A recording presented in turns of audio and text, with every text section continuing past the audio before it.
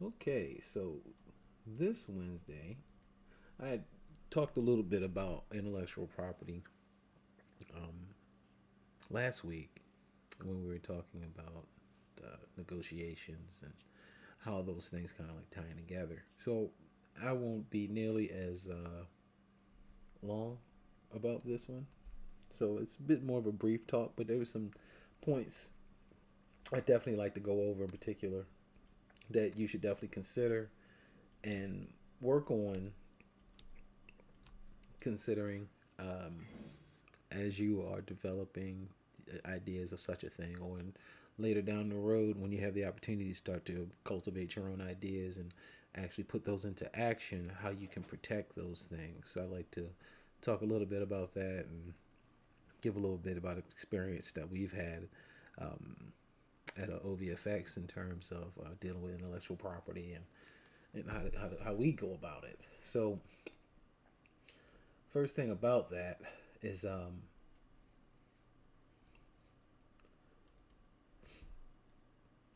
copyrights. Uh, One of the first things, once you really have to have it established, you want to have some form of copyright, filing a trademark. I mean, a trademark of some sort. Now, these things cost money, of course. You can do them on your own. There are some hacks to doing copyrighted trademarks that, but those type of things in the modern era don't hold water. You need a lot more representation, or at least actually being on file. So the idea that IP being owned by you should be documented in some legal form or fashion, especially if you're pulling money from it or about to. Now, registering the IP could be a number of things. For instance, in our list here, we've got art, code, music.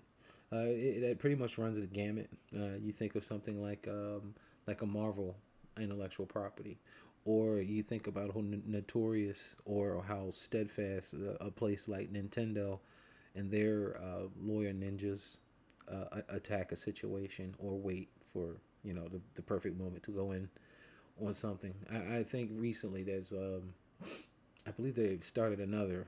There was another game that's a little too similar to how Pokemon functions. That's in a bit of hot water right now dealing with Nintendo. So that seems to be the target now. But they seem to always have somebody or some Ari. But that's what happens when you're a world property, a world intellectual property, and it's successful. You're definitely going to get other types of companies, competition, and just straight up scam artists that are going to try to, fringe or ride the fringes of your product to pick up off of or take sales from such. So that's something to be really considering or, to work out for. But all of that takes money. But typically, if you're having to deal with that type of situation, you are making some type of money. So it's typically a good problem to have. For us in Gulapari, we have a trademark and copyright for the books in certain conditions, but there's some things in particular that we still are, especially when the movie comes out and the new designs of the characters hit and they actually can see them. We're definitely going to have to come out on the patent. I mean, not patent, and throw out more new copyright situations for it to protect ourselves from infringement. So, filing a trademark, logos, slogans. Um, Now, there's certain situations where that can work better than others. Like, for instance, a certain group tried to own or trademark the term superhero. That was pretty interesting.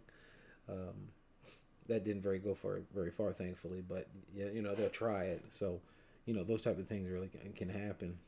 Um, So anything associated with your IP that prevents an unauthorized use or building of the brand recognition. And I think the biggest thing there is recall is the brand recognition is how much does that slogan or that trademark connect with your brand recognition. Like for instance, you look at the Nike check sign, like with the check mark. More often than not, if you were to make a soda or have a video game company and you got a Nike check or that type of symbol on your product, all of a sudden Nike's going to have a problem with that because it looks like it's been something that's endorsed by a world recognized piece or object. So you really don't want to um, skim with those type of lines there, and that's really where the trademarks or the TMs and copyrights come into play.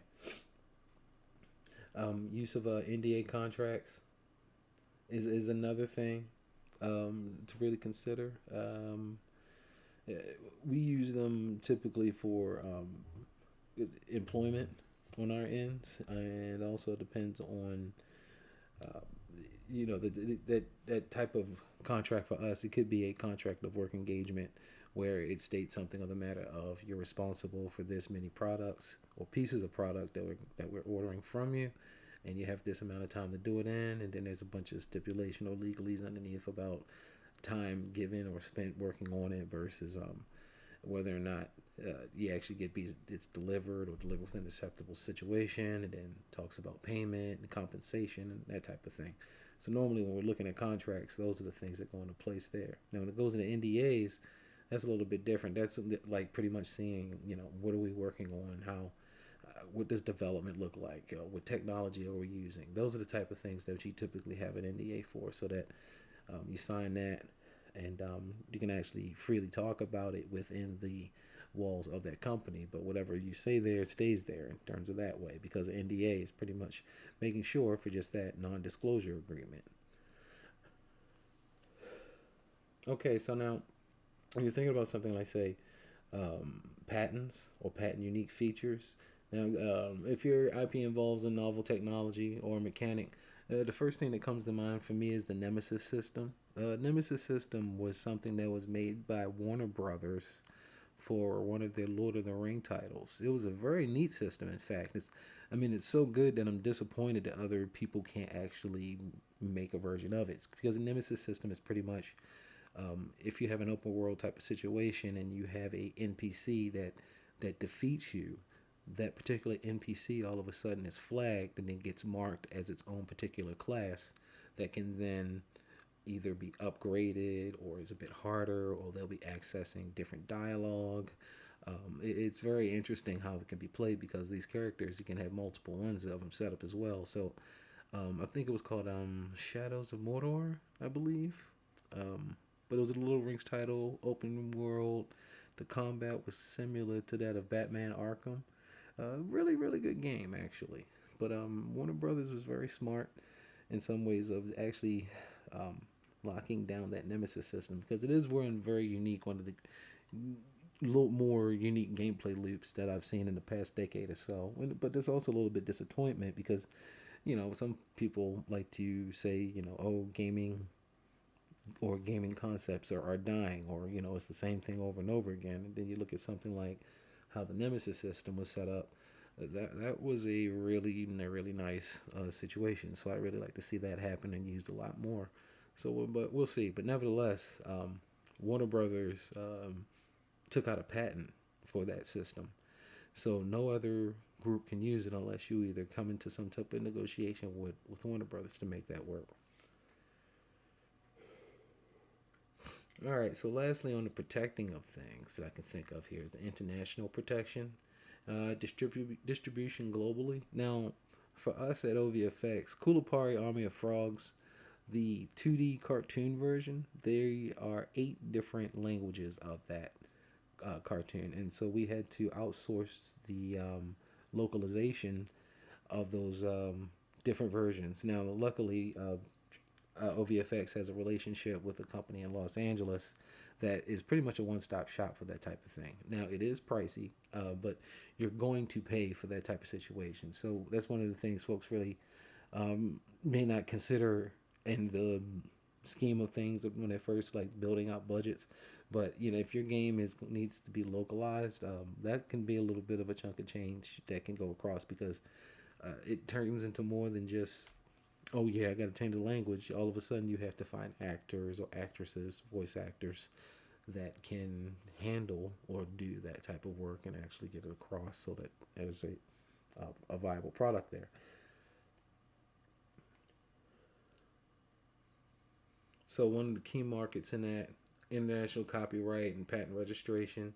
That's one of the things you have to make sure that your market is protected in, and it's that part is that's a thankless situation, but it is one of those things that, luckily it's not rampant. So, like for instance, us at OVFX, if we see artwork or potential links um, to anything that we might be having a work in progress, or that might be a tech demo from over the past 3 or 4 years, we don't want people to see that type of stuff because that's not an actual representation of what the final product or the final renders look like. So we really try to stay diligent on that type of thing. So if we have freelance workers work on an object and then work on a piece of a product and they see the NDA of it, and they see work from it, we definitely have them sign for a form of agreement to not share the images out to the public.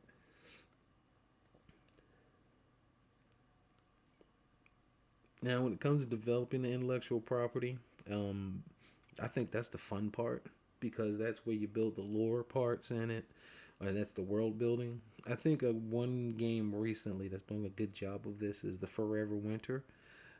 That's the thing that got me interested in playing it at first. I found the gameplay loop to be very interesting as well, but what got my interest at first was the world and the lore and the artwork of it. So, and a long time ago, colleague of mine that I worked with at Microprose, he used to say to me, "It's not, it's it's it's a combination of things that bring people to your game. It's the graphics that bring them to the storefront, but it's the gameplay loop that keeps them there." So one of the things that we really try to keep an eye on and very cognizant of, excuse me, is building that lore, making that world something that can be interesting, even if you're not playing the game at the moment. You can still have some type of interaction with it because you've got either supplements or other parts that go into explaining how things worked or how they were or how did the war even start in terms of Forever Winter, and very interesting thing. So for me, I think that's a really fun part and aspect of the title is be able to flesh out how things got to where they were, and why the characters that you're playing or why the situation is at hand. Now, some of those things that you can do down the road, it's looking at things like cross media, like TV, comic books, film. Obviously, your IP has to have something of status at that point. And well, then again, maybe not as much because you, excuse me, every now and then you'll see a product get established, like say, like for me, I think Judge Dredd is a great idea of it, but for the average moviegoer, Judge Dredd is a niche film. So when you think about what type of media expansions you could go with, like I'd love Judge Dredd as an intellectual property to have some form of video game that's set in Mega City with an open world type of setup, almost like GTA, but you're the good guy situation. I'd be thinking like something like that. Judge Dredd set up for something. I think it'd be awesome, but at the moment, that type of IP is set to things like TV and comics. Every now and then you'll get a film, but there's no way in the world they're going to be spending 200 million, $300 million on that type of endeavor yet. It's not vast enough for a group to want to take advantage of that. Very few products are these days. You're starting to see a very whittling of big companies or big tech companies willing to spend money on products or intellectual properties that haven't yet established themselves with some type of idea of what they could potentially bring in. Like for instance, Predator. Prey was a version that was released only on Hulu as a streaming movie, and everybody watched it. Well, anybody that was interested in Predator watched it. Box office wise, they missed out on a mint. So that is why you're getting things like The Mandalorian and Prey Part 2 going directly to theaters as opposed to being put to streaming. So some of the things you can consider are like community engagement, foster dedicated fan base by engaging your audience through social media. And normally for me these days that's like creating a Discord channel. Creating a Discord channel these days cuts through a lot of the muck and it gives you a one-stop shop for a lot of things. So Discord is really good for that type of situation. So that's something you might want to consider. Um, it allows you to do a number of things. It allows you to have your fan base into one concentrated area, as well as be able to dilute that concentration by having different topic areas for this to be able to talk about and participate in. You can even have areas that are walled off that you can actually do business with. So let's say if you have potential talent, you can actually use the Discord as a meeting place to, potentially flesh some things out. Um, to segue into that, when you talk about collaborating with talent or working with talented writers or artists or designers, continuously improve constant creative aspects of IP, keep it fresh and appealing. That's easier said than done in a lot of ways. And be frankly honest, if you're the creator of the IP, chances are you're going to be the one that wants to flesh out the world. That is, of course, if you're so busy that you're going to need some help with it, and that as well can actually happen a lot. So, having somebody like a assistant game designer or other artists to help flesh out what that world actually looks like is not a bad idea. It's just an expensive one. So that's something you have to consider and take into account when you're looking at it that way. How much money am I willing to outsource that I'm going to get something back that's in that I wanted and two that I think looks good. So those are things I think you need to consider before dealing with the collaboration of the talent. But it is a necessary thing that you will need to have to do at some point. But you shouldn't rush into it and do your due diligence with said people that you're going to work with before you finally say the yes. Okay, so the last thing about developing intellectual property would be considering licensing deals. Licensing your IP to other companies for toys or merchandise. Once again, that's a situation where you need a little bit of some form of impact, of relevance. I don't know if relevance is the right term because some toys just sell, like for instance, the Coolapari actually has a little line of action figures that we've been developing on the side. I don't. Yeah, I can't show that one. Wish I could show that one to you, but I can't. But we've been doing some uh, preliminary 3D print models of action figures that are based off of the film.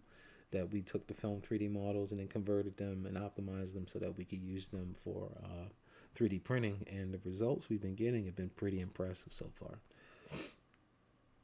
So, considering like how to do things like toys and merchandise, games, they can boost revenue, market presence. Another thing that we did about oh my goodness, longer than that, about 4 years ago, since we have ties with Baltimore, and Trevor is a ex Baltimore Raven, ex Jet, ex Denver Bronco.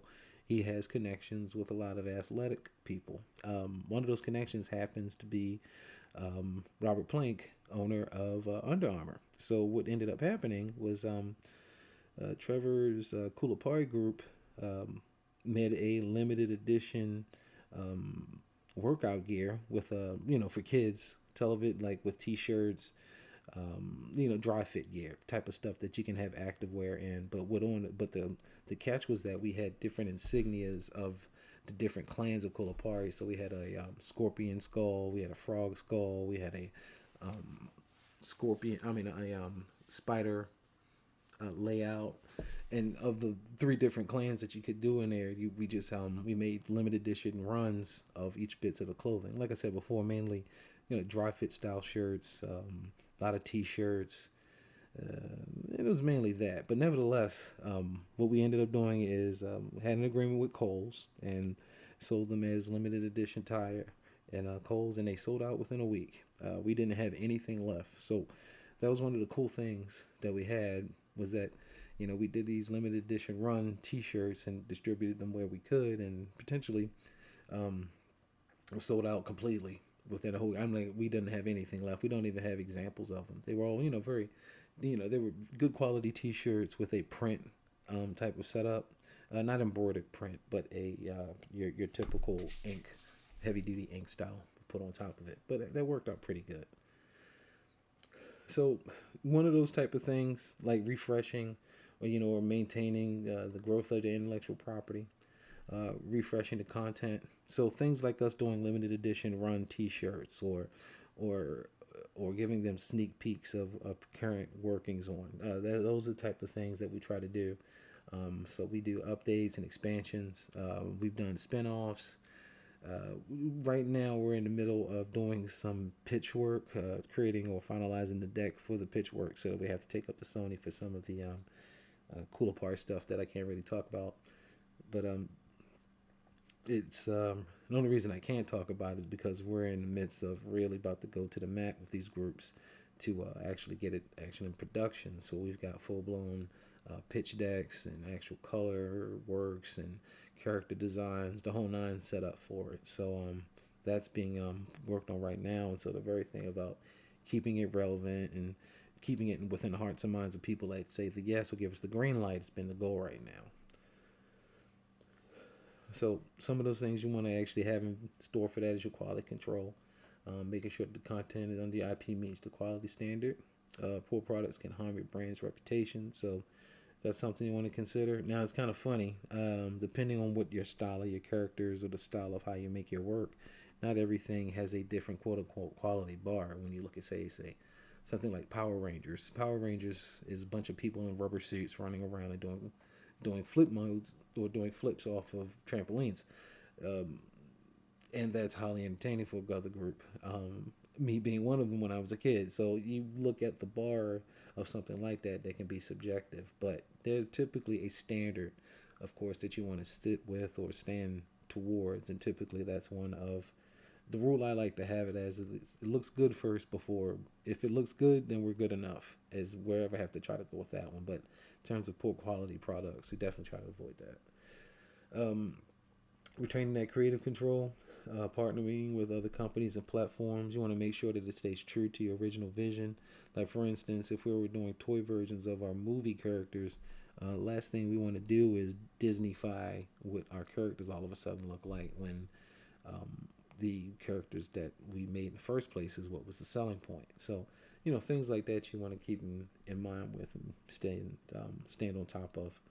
Um, One of the other ones that I think is very important now is diversifying revenue streams. Like for instance, us at OVFX, when we're not working on particular shots, which is pretty much the only thing we've been doing recently. But when we're not, we also been working on a side scroller beat 'em up, using optimized versions of the character models from the movie. Um, that's the one good. That's the one thing or one benefit that we utilize in terms of having an ecosystem that gives us a number of different opportunities to take assets from one place and use them in a number of different places.